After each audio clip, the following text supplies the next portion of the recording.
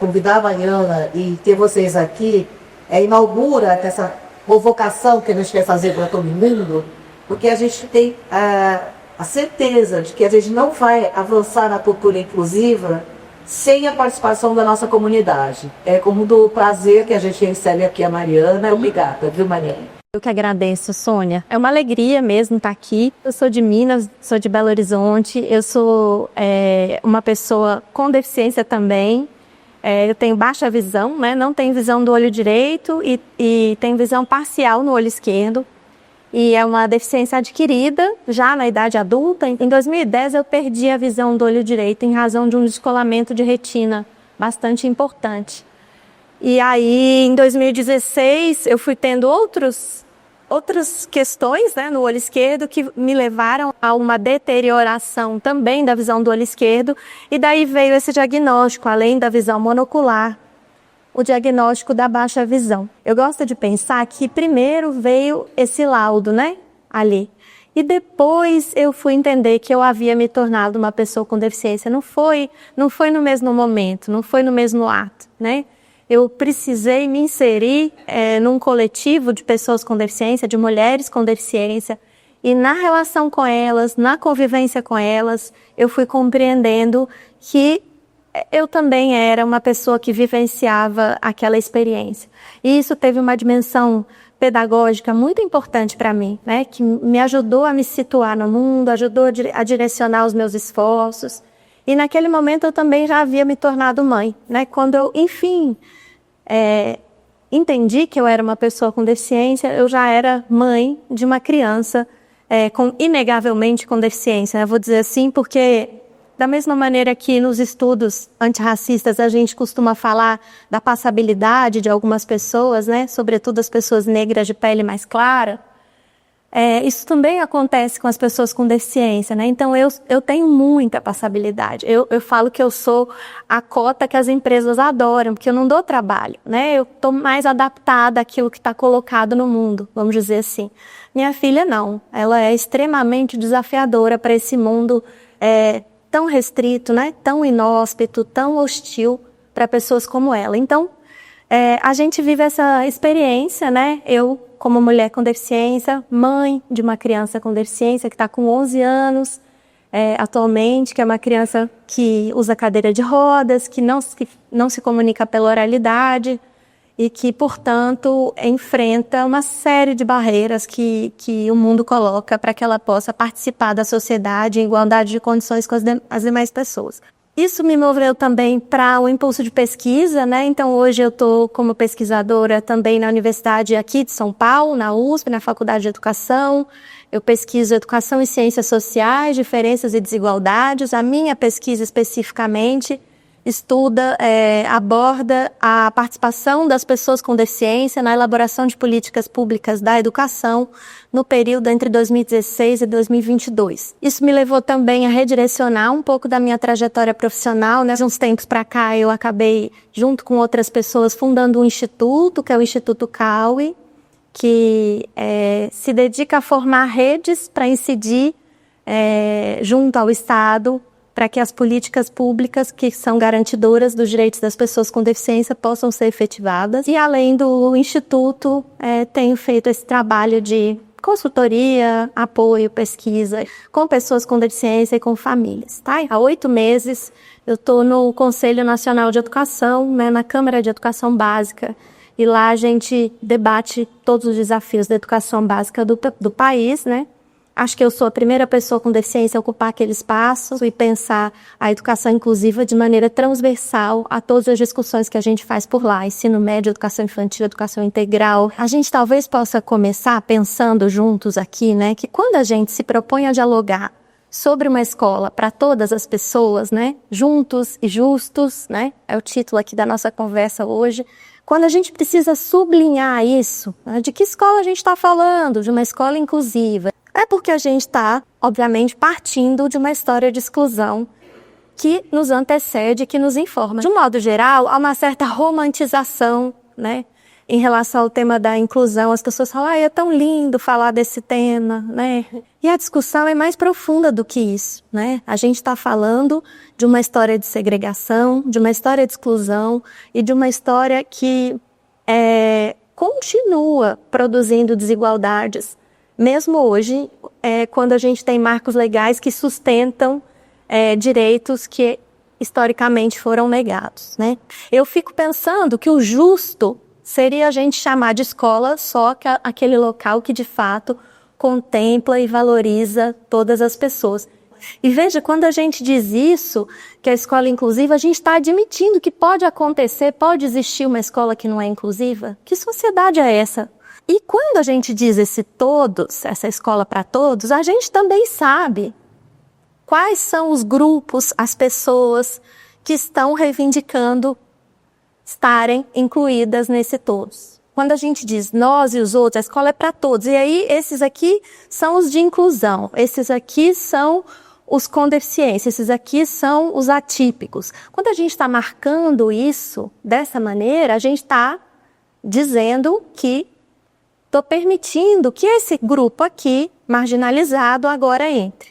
A gente sabe que esse lugar dos outros está atravessado pelos marcadores de classe, de raça, de gênero, de religião, né, de geografia e muitos outros. No fim das contas, ao fim e ao cabo, a gente está falando de distribuição de poder. Então, a primeira questão que eu queria propor da gente pensar juntas, né, é quais dispositivos a gente tem usado para categorizar, classificar e hierarquizar pessoas, seus corpos, seus comportamentos, suas inteligências, né? Quando a gente fala de distribuição de poder, a gente está falando disso. Os naturalmente pré-estabelecidos que têm o direito de categorizar, classificar e hierarquizar pessoas, corpos, comportamentos e inteligências. Decidir qual é a norma e qual é o desvio. Quais são os dispositivos que organizam essa classificação e hierarquização? Normalizar significa eleger arbitrariamente uma identidade específica como parâmetro em relação à qual as outras identidades são avaliadas e hierarquizadas. Normal tem a ver com a norma, né? E tudo que se distancia disso é o desvio. O desvio, a gente pode puxar um fio longo de vocábulos, de palavras que a gente usa para dizer. É déficit, é transtorno, né? É atípico, é anormal. São muitas as palavras que vão dizendo para a gente desse lugar que não é aquilo que a gente acha que é o normal de ser gente. Isso que a gente faz e que a linguagem denuncia e anuncia é fixar uma identidade como norma e sair categorizando e hierarquizando as demais identidades. Ser cego é considerado uma experiência trágica, terrível. Pior do que não ser cego. Por quê? Porque o normal é enxergar, porque a gente elegeu como norma a experiência da visão. E isso impede que a gente possa perceber que há outras maneiras da gente enxergar o mundo que não passam pelo sentido da visão.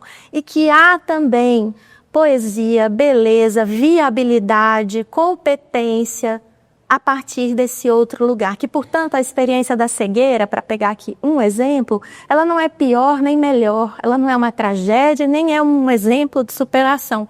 Ela é uma experiência, dentre tantas, porque a gente está absolutamente colonizado por essa ideia da normalidade, que nos estudos da deficiência a gente chama de corponormalidade ou normofuncionalidade. A gente precisa questionar isso, desde a medicina, desde o campo da saúde até o campo das ciências sociais, né, das humanas. Veja bem, numa sociedade em que impera a supremacia branca, por exemplo, né, ser branco não é considerada uma identidade étnica ou racial. E aí, como é que essas identidades vão ser construídas? A identidade é construída, é disputada, é atribuída, é imposta. Isso vai fazer a gente pensar que, portanto, há uma certa mobilidade na identidade. A maneira como a gente compreende o que é ser mulher hoje é diferente da maneira como a gente compreendia o que era ser mulher no início do século XX.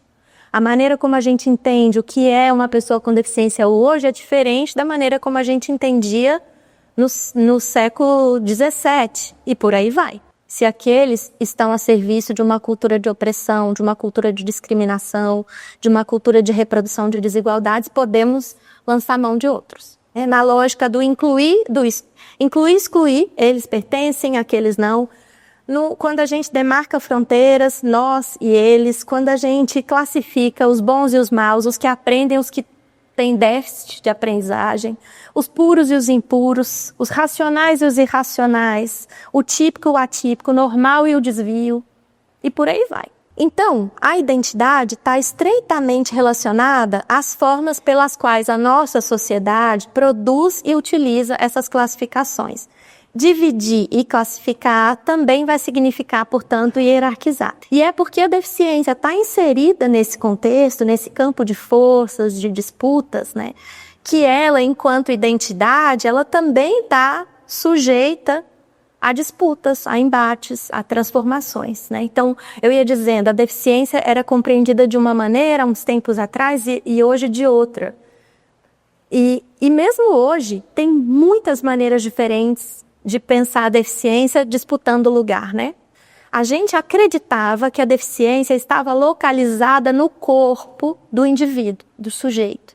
E que a gente precisava investir em tecnologias, abordagens, recursos, ferramentas para reabilitar aquele corpo, de modo a fazê-lo parecer normal.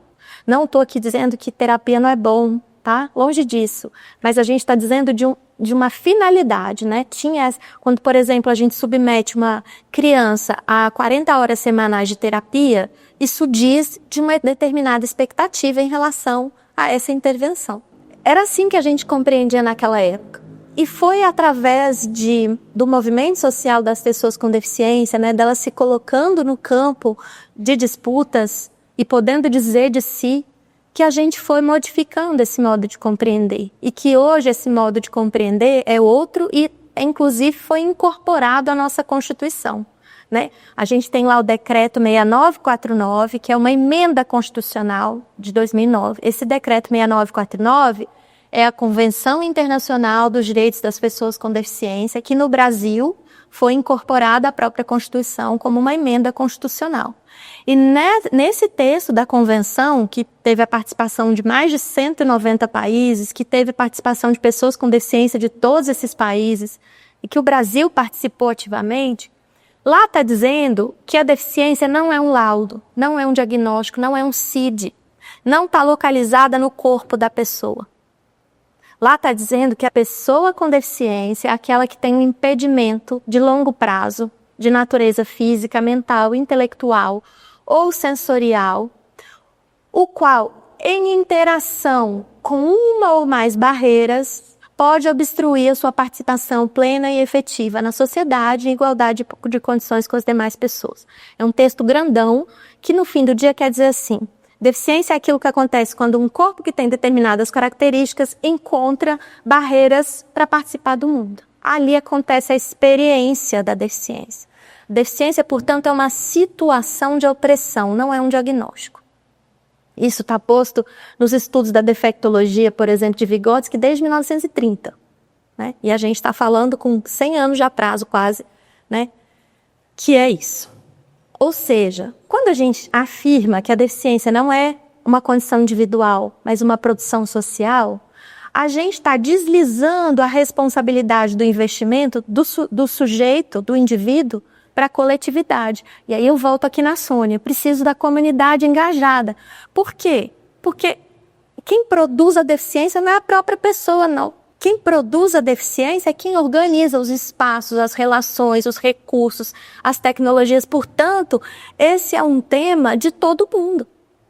A gente está falando de convivência e produzir condições de convivência é uma responsabilidade, um compromisso que é compartilhado. Não adianta ficar discutindo a deficiência só com quem tem um filho com deficiência ou a família que vive essa realidade. Ela está cansada de saber onde estão as barreiras.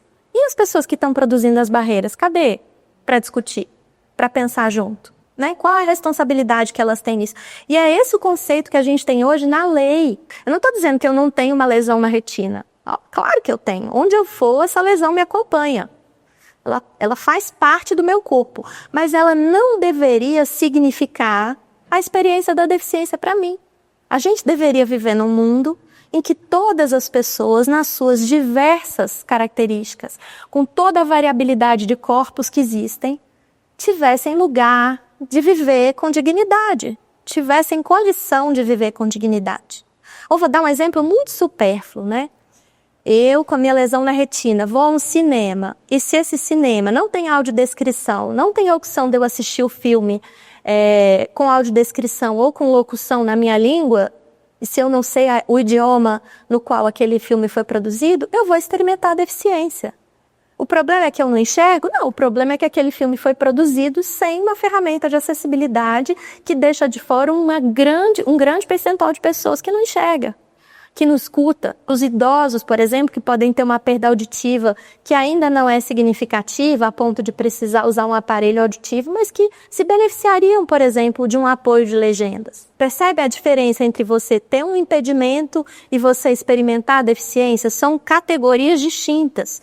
E a experiência da deficiência vai sendo produzida quando a gente fixa essa identidade tomada como norma, e só para ela, só a partir dela é que a gente produz condições, recursos e modos de navegar no mundo. O resto é ignorado.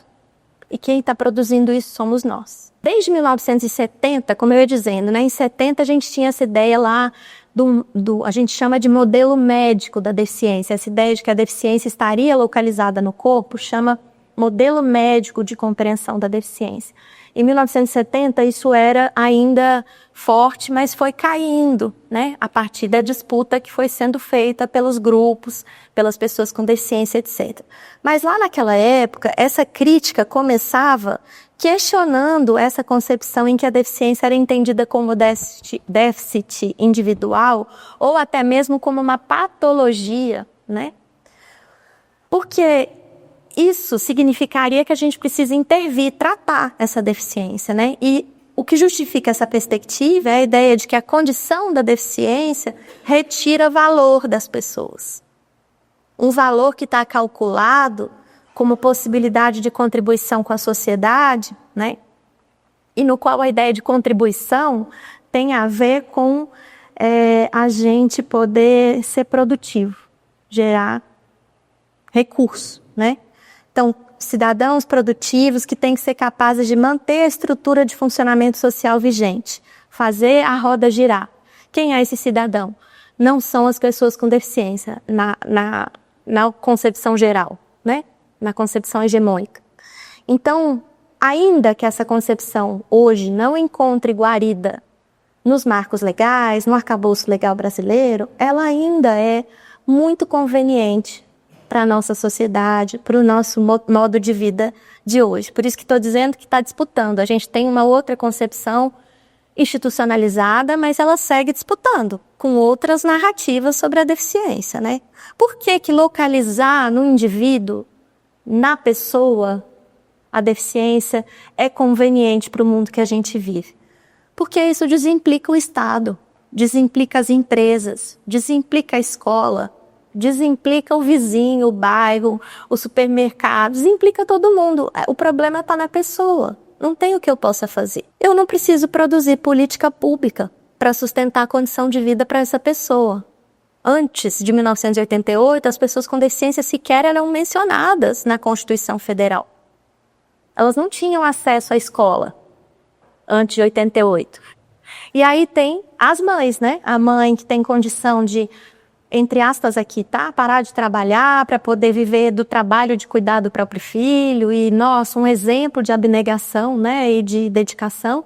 E a mãe que precisa trabalhar para gerar o seu sustento, para ter o que comer, ela e o filho, e que vai colocar o seu filho numa instituição e nunca mais ele vai sair de lá.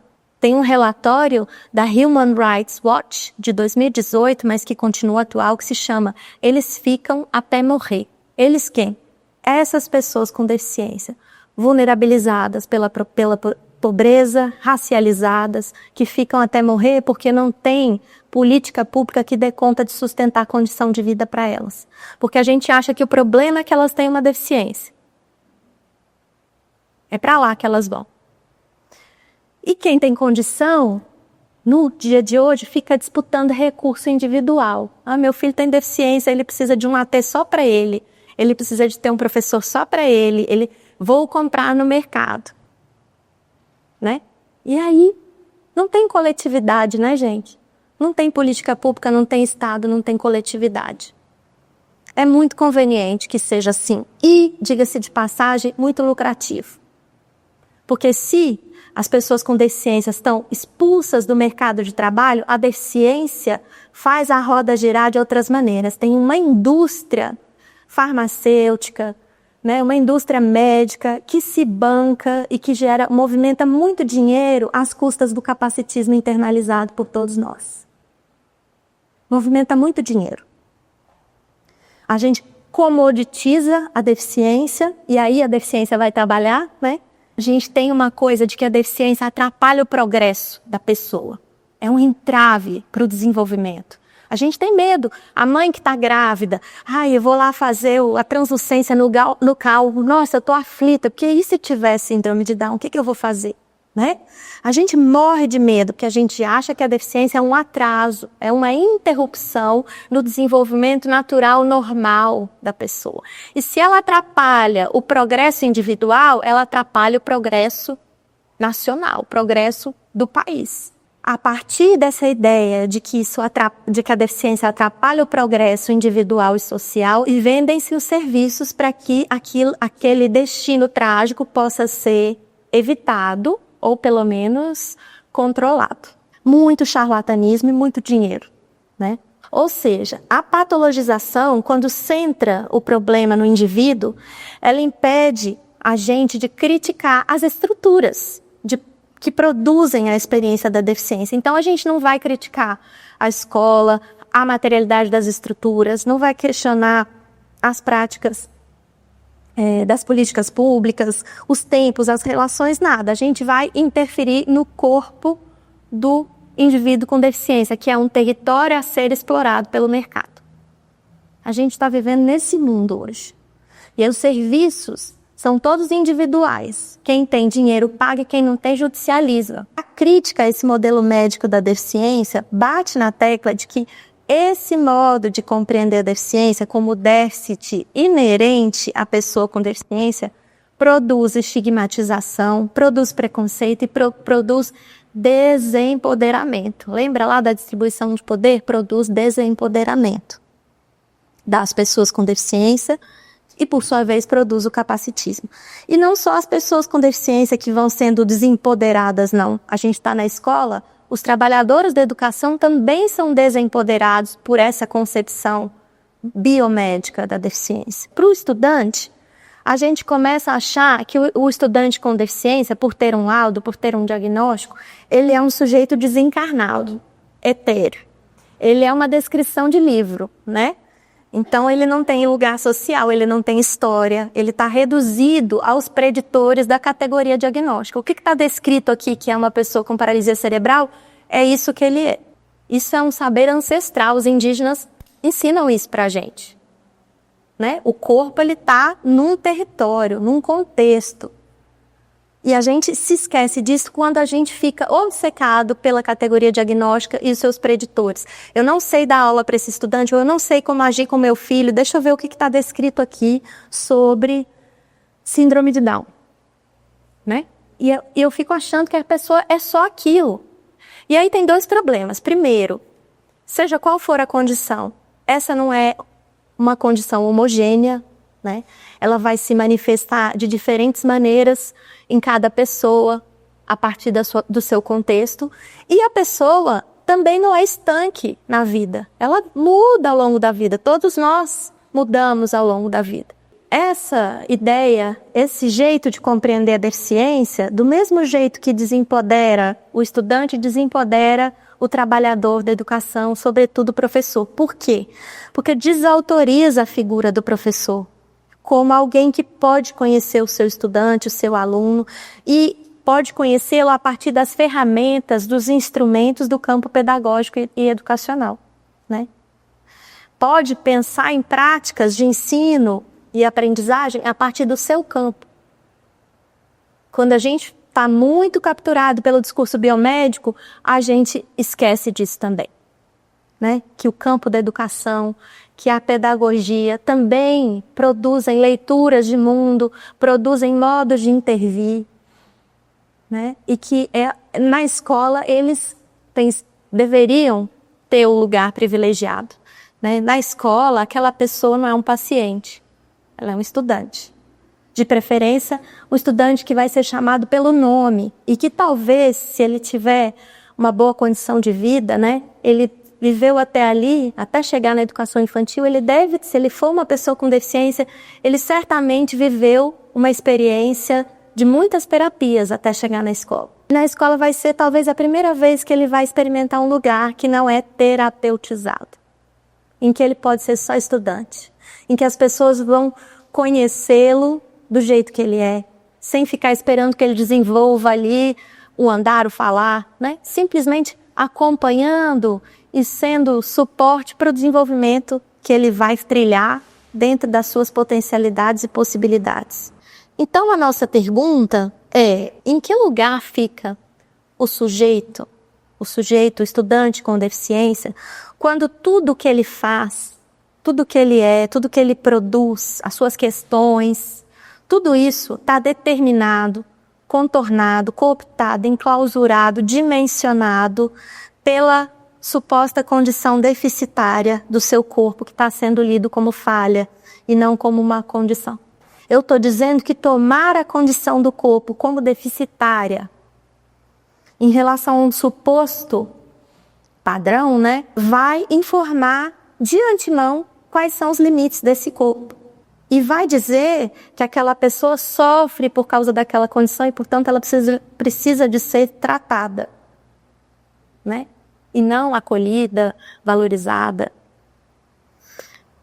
Ou seja, né, gente, é impossível a gente pensar uma escola para todas as pessoas, para todos os estudantes, para todo mundo, enquanto a gente não compreender essas pessoas como sujeitos, a partir de um enquadramento interseccional e não clínico-diagnóstico. E mais radical ainda que isso, no sentido de ir na raiz do problema, né? A gente não vai conseguir pensar uma escola para todo mundo enquanto a gente não compreender que pessoas com deficiência são gente e não um tipo de gente. Um tipo exótico, um tipo desviante, um tipo ou um atípico, né? Para usar um trocadilho. São gente, ponto final. A gente vai abolir a categorização. E se a gente precisar marcar alguma diferença para poder produzir condições de equidade, a gente vai dizer da deficiência que é socialmente produzida. E não daquilo que a gente acha que está marcado no corpo. Para mim, faz sentido pensar que quando se é capturado pelo modelo médico da deficiência, o efeito direto disso na escola é o de destituir a possibilidade do sujeito de aprender. Por isso que a Sônia disse, não foi fácil fazer a aposta de que todo mundo aprende. Porque se a gente está capturado por essa ideia, que a gente está falando aqui, do modelo biomédico, a gente destitui com muita naturalidade e facilidade o sujeito dessa possibilidade de aprender. Como se ele não pudesse aprender, afinal ele é incapaz. A incapacidade é o que mais se presume de uma pessoa com deficiência, porque a gente acha que aquele corpo deve funcionar de acordo com o que estaria determinado pela biologia. Ou seja, sob a experiência da patologização da condição da deficiência, o sujeito é aquele que sofre, né, por causa da deficiência. Então a gente tem que consertar isso, incidir nisso, controlar isso, ou se conformar com isso, né? E quando a gente fala se conformar, também tem aquela de a gente virar o benfeitor, né? Alguém que é benevolente, que ajuda, que tem empatia, mas que não está mexendo nas relações de poder.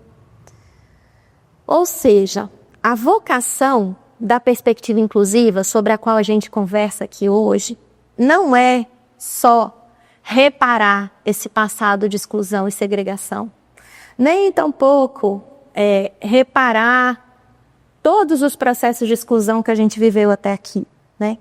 Não é compensar nem reparar. A perspectiva inclusiva, a vocação da perspectiva inclusiva é a emancipação. Isso significa que não vai ser o bastante a gente incluir no sentido de dar acesso ao que está posto.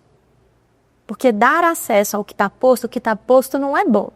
O que está posto está produzindo desigualdades. A gente não quer um lugar na fileira das desigualdades. A gente está falando sobre, como diz o Arossa, né, acessar e transformar o que está posto. Não basta acessar o que está posto, a gente tem que transformar o que está posto. Essa é aqui a ambição da perspectiva inclusiva. Ela não é pequena, né? Tornar a escola permeável às relações, aquilo que a gente produz no encontro com esses sujeitos que foram historicamente marginalizados, segregados, excluídos do convívio, de modo que, a partir desse encontro, desse diálogo, dessa convivência, a gente possa produzir novas questões, a gente possa interrogar o currículo, a gente possa interrogar as relações, os ritmos, os tempos, e estabelecer novos pactos de convivência. E se a gente pode estabelecer novos pactos de convivência dentro da escola, a gente pode fundar um novo marco civilizatório. É disso que a gente está falando. Não é só fazer o puxadinho e botar junto. A nossa ambição é maior, mais profunda e mais abrangente. A escola inclusiva demanda uma ética. Aliás, essa posição ética está no nome inclusivo, né? Está explicitado nesse nome. Nesse sentido, a escola inclusiva começa com o sujeito poder dizer sobre si, esse sujeito com deficiência poder dizer sobre si, com a gente poder acolher a relação que ele tem com o que para ele é importante, com o que para ele é identitário, com o seu modo de se dizer no mundo e, sobretudo, a escola inclusiva vai investir contra a alienação e vai oferecer um espaço para que as opressões a que esses sujeitos estão submetidos possam ser nomeadas, questionadas e enfrentadas coletivamente, como uma responsabilidade compartilhada e coletiva. É juntos e justos, né? Não é de qualquer maneira, é produzindo justiça. Hoje a gente sabe que uma sociedade hostil à diferença é indutora do sofrimento, né? Da desigualdade. É incapaz de produzir o que é comum, porque tem na sua raiz as estratégias de desumanização que impedem esse laço social. O que nos cabe, então, nessa escola, no meu modo de pensar, a gente está descobrindo nesse caminho. A gente um pouco já sabe, um pouco a gente está tentando descobrir. Talvez a gente precise reafirmar o óbvio, né? Que vai caber a gente construir recursos com o estudante, com a pessoa com deficiência, em diálogo com ele, recursos que contribuam para sua assunção de consciência, né? E para o processo de construção de conhecimento, sem protocolo em razão da deficiência, nem apesar da deficiência, nem fora da deficiência, né? Simplesmente um encontro, uma experiência que vai nos ajudar, nos guiar por esse caminho. Quem sabe também a gente possa voltar a nossa atenção àquilo que é o pormenor da escola, né? O cotidiano, o episódico, né? Aquilo que não é extraordinário, que a gente acha que a deficiência é algo extraordinário, e se a gente voltasse nosso olhar para o que é ordinário, que é aquilo que a gente produz no dia a dia, né? E que significaria a gente se voltar para isso, significa a gente também retomar o lugar da escola e o lugar do educador. E aqui eu estou falando do educador, é o professor e é também a família, tá? Não estou fazendo distinção quando falo educador. Ou seja, o que a gente está falando? De poder a gente se voltar para a vida na escola. A vida que acontece na escola. Porque a linguagem comum, a linguagem ordinária, diferente daquilo que parece estar indicado pela linguagem técnica, né, do modelo biomédico, ela tem um substrato da manifestação de muitos saberes e também das possibilidades da gente intervir na realidade. A gente está tentando se referir, por exemplo, à observação, ao modo como os alunos, as alunas chegam à escola, entram na sala de aula, cumprimentam-se uns aos outros, se acomodam, conversam entre si, abrem os seus cadernos, ou será que não são cadernos? Pegam os seus lápis e canetas, ou será que não pegam?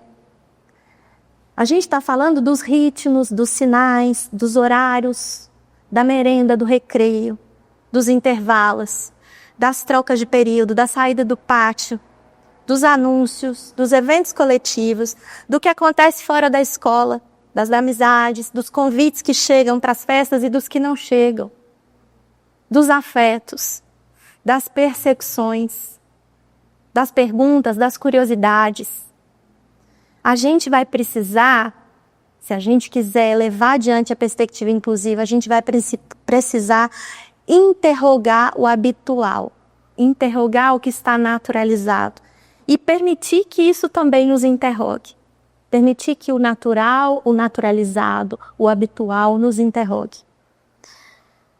A gente vai, com isso, precisar resgatar a nossa aposta numa certa característica do educar, né, daquilo que acontece na escola, que tem a ver com estar junto, né, com uma experiência enquanto aquilo que nos passa. Não é aquilo que acontece, aquilo que se passa, é aquilo que nos acontece, aquilo que nos passa, aquilo que nos atravessa, porque nos afeta. Porque estamos no jogo, estamos em diálogo. Está acontecendo conosco, inclusive. E é esse gesto de alteridade que está ligado ao encontro com o outro e que vai desafiar as nossas certezas, né? Exigindo esse lugar de abertura, de escuta, que é o que possibilita a transformação, que é a ambição da perspectiva inclusiva. A gente vai precisar, então, pensar que a educação inclusiva é um processo complexo, que também molda no que a gente presta atenção, né? O que para nós é importante, molda como a gente pensa as nossas responsabilidades e aquilo que a gente não se importa, molda o que a gente faz, o quão responsivo a gente é com o mundo à nossa volta e com as pessoas à nossa volta, e sobretudo com as pessoas que não estão à nossa volta, porque não podem estar. E que com aquilo que a gente considera importante na vida. O que precisa ser equalizado, a gente vai concluindo aqui, na perspectiva inclusiva, né? Não é só a entrada e a permanência e a participação e o aprendizado daqueles estudantes que foram historicamente excluídos, segregados, marginalizados. O que precisa ser equalizado são as nossas responsabilidades e o nosso modo de pensar e de fazer a nossa comunidade. E é por isso que esse tema é um tema que diz respeito a todos, como a Sônia trouxe aqui na abertura. E é um chamamento ao compromisso coletivo para que a gente possa juntos e justamente, né, sustentar as condições de produção daquilo que é comum, no sentido de compartilhamento. Comum, compartilhado, comum de comunidade. Essa é que é a ambição da perspectiva inclusiva, que a gente possa chamar a escola de lugar nosso, da nossa comunidade, um lugar que nos pertence e do qual a gente cuida sem preterir e nem deixar ninguém para trás.